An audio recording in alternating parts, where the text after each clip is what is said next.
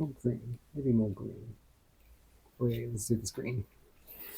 Hello, sunshine. Welcome back to another episode of How to Blaze podcast. It's Timmy, and I'm your host for the show. I don't know where I was going with that intro. That was a new one. Anyway, so today's episode is pretty fun. It's very, very seasonal. It's I think in Australia called Christmas in July. As you know, Australia is not a very Christmassy kind of country in the sense that Christmas season is very, very hot. It's the peak of summer here, pretty much. So it's humid, it's sweaty, it's warm, it's crisp, it's very, very sunny. Pretty much everything opposite to what the songs sing. So what they pretty much have decided to do, I guess, is essentially hold Christmas markets around July. So we do a celebration here where there's just like a lot of vendors and mostly like food vendors, and then some like little trinkets here and there. So some people sell jewelry, some people sell little sort of like festive kind of I guess like wooden sort of like dangly caricatures that you can hang from trees, like as I guess the ornaments, or like little cute like bookmark pages, or like glowing snow globes with like lights that flicker, and like all these like shiny glittery things in there. You'll see footages for all of this. But yeah, and it was actually a really, really fun experience. Like I have been before in other years, and generally my impression is that, like a lot of festivals that Sydney holds, it's generally a little underwhelming. Trying to be objectively critical here. If we really want to attract more people, like for tourism and all that kind of stuff, I think we should really do better. One, the food is often a little bit like off track. It's never quite the right genre of food. So, for example, Bastille is a typical example where there's probably two vendors or three vendors out of like 10 vendors that might be French, and then everything else is just completely in a different continent. Um, yeah, and so like this time, I would say they've done a lot better. It definitely feels more Christmassy. The decorations were definitely much more well done. Whoever designed it did a very good job this time. They should go harder on the snow. I don't know if there's like permits or issues with like maybe like what do you call it, like pollution maybe, but they went pretty light on it. It's almost less than a sprinkle. It's more like a hint of snow, and it didn't like start at the very beginning, like around 5. I think arrived around 5:30, so it's already well underway for about an hour and a half.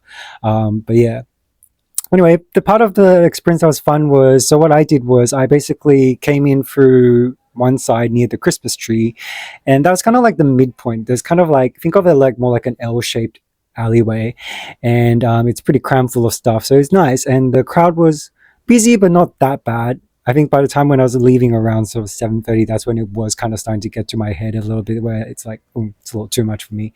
But otherwise, I think if you go relatively early-ish, but like once it's kind of gotten dark, to really experience the, because I didn't want to go there while it was bright in the day, obviously like at 4 o'clock, because before the sun actually fully set, because then you kind of lose all the magical feelings of all the lights. And it was very pretty. So what happened was I basically came in through right for the middle point. Imagine like where the L point, like the two directions of L shape joins, and then I basically wandered down the main direction towards the beginning of it, more towards like the actual Circular Quay Rocks area.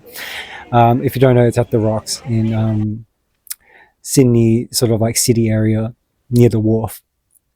So then I walked down to the end, and then sort of that was the entrance because they had the logo and everything. And then I decided to start from that direction, but also had a quick look as I was going down just to kind of suss out what everything is. So what I like to do is I like to kind of see whatever's on the menu. So I kind of see the whole thing, and then I kind of go, okay, so this is the full menu selection. Now I'm going to pick what I actually want to eat. In the end, I only picked one thing to eat, and I regretted it afterwards because it was definitely not worth that price. It was delicious, it was good, and there's nothing wrong with it, but it was just definitely not that price range. It didn't make any sense.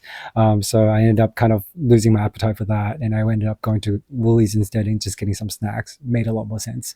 Anyway, so It was really, really fun. So what happened was I went up and I started looking at the food. The first thing that caught my attention was kind of like craving wise was like, ooh, strawberries and chocolate on a stick kind of sounds good. And I feel like it would kind of fit the mood of like the Christmas in July, you know, Christmassy kind of vibes. So when I first came in, I was right next to a Christmas tree. So I took a chance, took a lot of shots of it, and it was really, really pretty. It was a really nice Christmas tree that they picked and well decorated, and the lights were really, really pretty. And it was really nice and exciting to like kind of slowly inch closer and closer and then seeing it and go like, there it is, that's the venue. And then as I marched down, I saw that place and I was like, okay, that's kind of nice. I might like that. And then I saw on the left hand side of when I was heading down towards the entrance, there was a trinket shop and it was very cute. If you want like bookmarks and stuff like that are made of sort of, you know, like printed out metal pieces and stuff. I actually really did kind of, I may go back if I have more money next week, if it's still on. I'll link the dates and everything below in the description box and in the video. But they had like those little bookmarks, and I actually have something very similar. I'll show you actually. It's in the book that I'm currently reading, should be Atomic Habits. Great book, by the way, if you're looking to kind of improve your habits or like start something new. But I got something similar in like I believe it was Bastille Festival last year, but this one's mine. It's lost the chain part, but I still use it as a bookmark. I love whales. There's just something so pretty about them. I used to love dolphins as a kid and saying like dolphins was my favorite animal. But I feel like now my spiritual animal must be quokka. Kind of represents my personality a lot more. Way too energetic, way too smiley, and way too naive, as some might say. Yeah, so it had a few of those. The one I really want is kind of like flowers, but in a vase. But the way it's done and the style, it just really reminded me of Van Gogh. And I love Van Gogh's like sort of sunflower paintings. It's just something so special about them. But yeah, so I saw that, I had a quick look, and I kind of walked away. And eventually, basically what happened was I walked through all the food options, and the main ones I want to mention is, I guess I could walk through most of them. There were quite a lot of interesting ones. One that was really stood out was a sparkling alcohol or sparkling wine that was infused with chocolate at one stage. So it tastes like more like hazelnutty and chocolatey. I heard her like explaining to one of the guests, one of the customers, and she poured like samples, but I wasn't really feeling like drinking. And also there was just a lot of people, so I feel like I had to wait for a long time. And I wasn't sure if I would really love it. I'm just not a very big wine person most of the time, unless it's like really flavored. So maybe this one would have been up my alley. Maybe next time, we'll see. Could make a short. So then I kind of also saw a place that did apple crumble, which definitely made me go, ooh, that's very Christmassy. I like that. So they had a very easy system. Is just kind of like spinning all the compote and stuff. Then they had like a separate section with all the crumble kind of already baked in, and you just scoop it on top. But it did, like the friend that I ended up meeting there, say it did look pretty sweet, so it might have been coinly sweet. I know, but it was like about $15 or something. So I was like, oh, it is a little steep for, I feel like, for something like, it was like a small ice cream cone, probably about this size. So it wasn't a lot of food. So I was trying to like kind of, you know, because I had dinner at that point as well. So I was kind of like trying to gauge like if I want to snack, I want to snack sort of like budget friendly since I'm poor. And then I sort of waited all the way towards the end, and there was a few more fancy places, like there were like cocktail bars, even mulled wine bar. There was poutine as well, but I heard like in Australia it's really hard to source actual like the squeaky cheese, that correct kind of cheese. So it's mostly always like substitutes or something as close as you can get. And I was like, honestly, I don't really want to spend $19 for the serve to be like experiencing something kind of minutely similar. And I don't really have any friend that knows exactly how it tastes, so it would be better to go with someone that knows. I do have a friend that's Canadian. But yeah, so that was most of the options that I considered. Oh, and there was a place that sold pretzels, and I love pretzels. I don't really eat it very often because I never really come across them, but I do love a pretzel. But they were doing a sweet cinnamon sugar one, and I was like, oh, maybe that would be nice. But I was like, but I have a feeling that it's not going to be really traditional, and I kind of want like the traditional pretzel. Anyway, we'll come back to that. So I went up to this pretty big vendor that had a whole lot of rings, and I was like, ooh, maybe like cheap jewelry would be like a nice thing to take away from this experience. As you know, I love my jewelry. So I went around looking and I moved towards the right hand side. There was a lady next to me and I looked at something and I was like, oh my God, is that a croissant? And there was like a gold giant, like, ring with like a ring with a giant croissant on there. They were all hollowed pieces, so like they weren't very very heavy, even if like the pieces were big. But I was just like, oh my God, it's a croissant, and I was like laughing at it. And the girl next to me kind of struck up a conversation. She was super friendly. Her name is Jeannie, and she goes, oh, she was like, oh my God, it is a croissant. And she was like laughing at it. And then she was asking me, she was like, look at this. She's like, oh, this is and it was a little crab with like a pearl in the center. It was really, really cute. And she had two options. So she was asking me, she was like, which one do you think like is nicer? And I was like looking at it. And one of them was kind of like a white marbly kind of stone. And the other one was kind of like it's very similar to this necklace actually. Very similar to this kind of, but more pinkish. Very, very similar style. And I do like that. So I said, like, I think I really like that. I think that stands out a lot more. But then after we were looking at it for a while and then she was kind of making up her mind, she kind of sided towards the other one. I said, look, I changed my mind too. I think the other one works a bit better as a piece. This one kind of pops out too much because it's gold and just didn't seem like the colors. It kind of felt like it was clashing. So she ended up going with that one. It was really cute. And she told me that she was Cancer. That's why she went with the crab. And she had so many rings on. She's just like really gold type of person. And I was like, oh, that's cool. So you don't really mix and match as much. You just like mostly the gold stuff. And then we got to chatting for a little bit and she was really friendly. She was really nice. And then she was like, oh, well, like, what are you doing? She's like, because she said she just arrived today from Melbourne.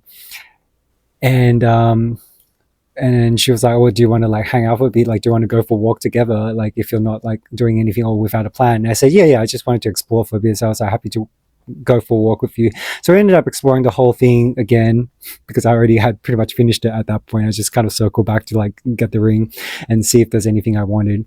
And then so we went down to the other side and then we walked back and then we ended up going all the way towards like Town Hall as well, walking for a good like probably 30 minutes away from the destination. And then we were just like kind of seeing around and exploring and showing her because she's never actually been in Sydney. And then she was telling me that her boyfriend would be visiting like soon as well in a few days, and then they'll be able to explore together and go to like the opera house and everything. I was telling her about her guard dogs at the opera bar and that she needs to guard her food and drinks very very well because seagulls here in Sydney are vicious. They are aggressive. If you've never been and you're planning to come to Australia, be warned.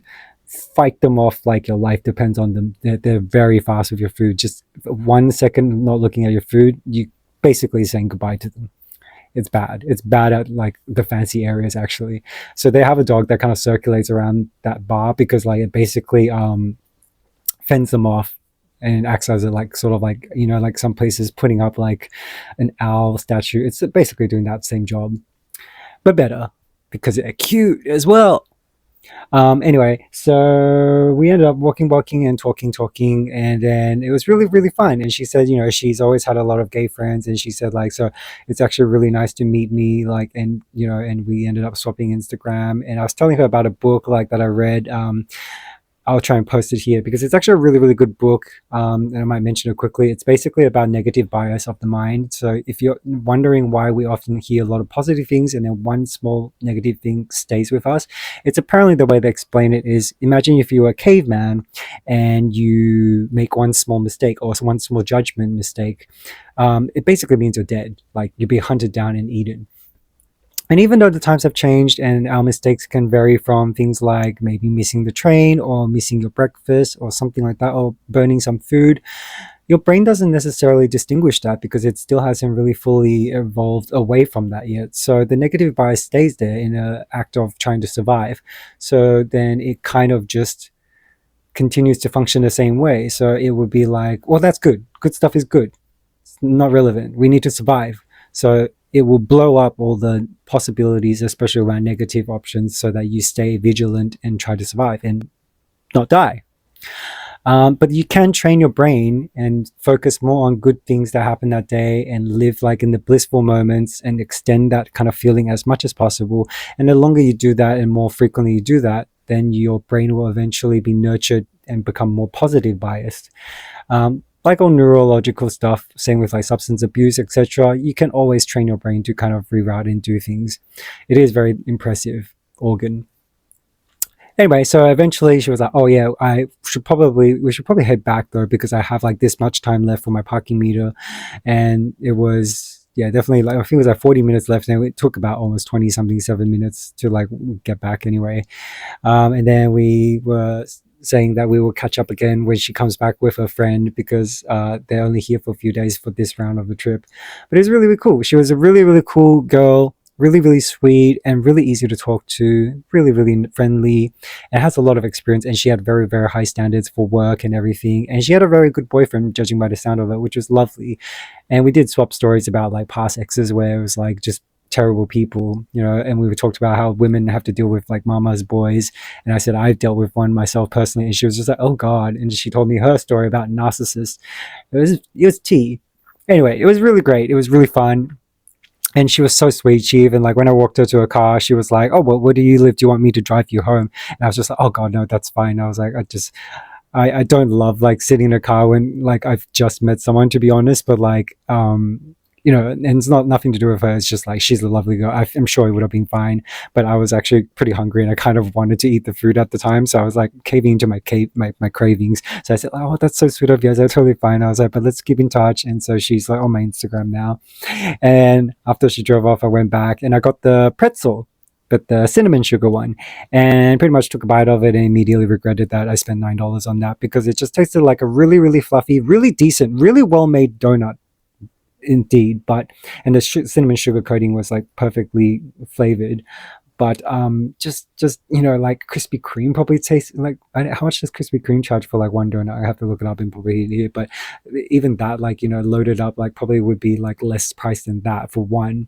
And granted it's smaller, but like it would be more filling because there was nothing like extra other feelings about it. There's like no garnish or glaze or anything like that, so it's just $9 for that. Honestly, it was so cheap, it was so steep.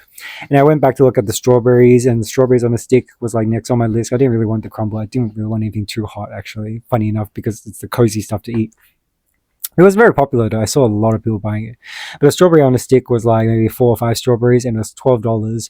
And then they had big squares of like chocolate bars, like brownies and stuff. And then it was like Dubai chocolate, which is really, really like overdone at this point. And you know, some of the brownie bars like at places and vendors is usually, for me, honestly, I think it's a bit of a like it's a very 50-50 chance that it could be good or really, really bad. So yeah, and I saw Thick Cookies too. I actually applied to work for them for a few times but never got the job off sup. um I'm not bitter. But like honestly, like between their cookie and Butter Boys, I still think Butter Boys is superior. Like their cookie just looks like it's thick, but I feel like they look kind of dense and hard rather than like fluffy and like chewy and like all the right things that I look for in a cookie. So my personal opinion is Butter Boys is my preference, but you do you, you know, it's kind of like Freo and Yochi. Everyone has the different preferences. Anyway, I probably rambled on enough. That was basically it. It was a really, really fun event. You know, it's never been advertised to be something crazy big, but it is tradition and it happens every single year. You should definitely go see it. And if not, especially if you're a traveler and you've never been to Sydney before, or if you haven't really been to the area, the Rocks is a really, really beautiful historical area with a lot of sort of very historical looking buildings. It's just such a kind of a period piece kind of like environment. Really, really lovely. And at night, it's such a different space. And they do have, I believe, like a cozy theater, outdoor theater kind of cinema thing, which happens every year too. So you could, but it's ticketed, so make sure you purchase and, you know, RSVP before that. But otherwise, that's pretty much it for this episode. Nice and simple. Hopefully you get a chance to enjoy it and see all the things, especially if you I would recommend going through Barangaroo. It's a bit of a walk from there, but going from there, you'll be right by the waters, and you'll see, if you go around sort of 4:30 around this like season, towards like the sun starting to go down, it's usually very pretty. Australian sunsets have like quite a variety of colors, and you never know what you're going to get. And you know, it's just such a beautiful thing. If you have a partner, bring them with you. Be so romantic by the water, watching the water, such a huge stretch of it, and then go for a little walk and then watch the sunset. Anyway, thanks for joining me for my little rant and my little journey. And Jeannie, it was nice to meet you if you happen to see this, and thank you for spending your time with me. It was really lovely to have someone come along with me, especially when it's so cold out. And welcome to Australia, Sydney. Officially welcome you to Sydney. Yeah, stay. Keep up the sunshine, and I'll talk to you in the next episode. Bye. Oh, I just realized I haven't shown you like the ring, and then I forgot to press record. Anyway, so this is the ring I just put it on. It's basically, I was looking for something. I've been looking for something more sunflower vibe for rings because that's one thing I don't have, and it's an open one, so it's really nice. A lot of vendors in person often don't sell open rings. It's just, that's why I often buy things from Etsy, because it's easier to search up open rings as the option and try to get something along that line. But it was really nice. That vendor lady, she's parked towards like, not the entrance direction, but the L shape at the end, so pretty much right by the end. It has a pretty decent selection, and they're all pretty cheap-ish, like $25 range, so that's like not super cheap, but also not like a huge like price jack. And she also gave away like a little trinket or like a little gift on top of the sale, so I think it's really, really nice, worth the price. But yeah, so this is what she gave me. I thought it was hilarious. Yeah, I don't know if I wear that, but you know, maybe for an episode that'd be really funny. I mean, seems like pretty decent quality though. Anyway, I'll see if I can give her a shout out if I find the name somewhere somehow. Or maybe I might be in the city and I could swing by again and have a quick look at the selection again. Maybe there'll be some new stuff. But yeah, anyway, bye.